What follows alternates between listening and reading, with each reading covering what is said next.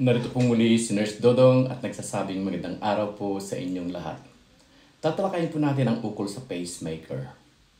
May pacemaker ka ba?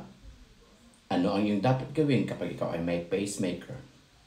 Ako wala akong sariling pacemaker, pero kung ikaw ay tinatanong kung paano mag-ingat, narito ang ilang mga bagay na dapat po nating tandaan. Una po, iwasan natin ang mga malalakas na magnetic fields. Ang pacemaker po ay sensitibo sa mga magnetic fields, kaya iwasan ang malalaking magnet o mga kagamitan tulad ng MRI machine. Maliban na lang kung may particular na pacemaker na pwedeng gamitin sa MRI. Siguraduhin din na kumonsulta sa iyong doktor kung kailangan mong magpa-MRI. Pangalawa po, iwasan ang mga high voltage na kagamitan. Mga gamit tulad ng electric generators, welding machines, o malalakas na electrical equipment.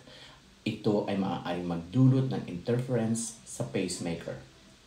Mga gamit tulad ng cellphone, iwasang ilagay ang cellphone sa iyong dibdib o malapit sa pacemaker para hindi ito magdulot ng interference.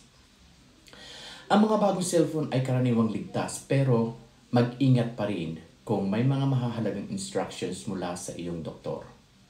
Pang-apat, regular na check-up. Mahalaga ang mga regular na check-up upang tiyakin na ang pacemaker ay gumagana ng maayos. Kasama dito ang pagsusuri ng baterya ng pacemaker at pagpapalit nito kung ito po ay kinakailangan. Panglima po, bantayan ang iyong kalusugan. Kung tayo po ay nakakaranas ng anumang kakaibang sintomas tulad ng pagkahilo, panghihina o irregular na tibok ng puso, agad po tayong magpakonsulta sa doktor.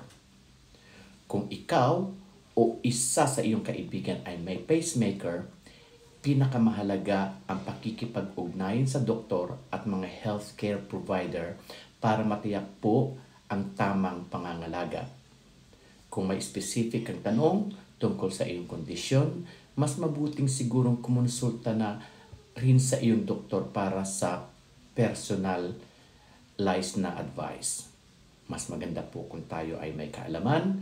Kung may gusto po kayong pag-usapan, comment, like, follow lang po at i-share po natin ito.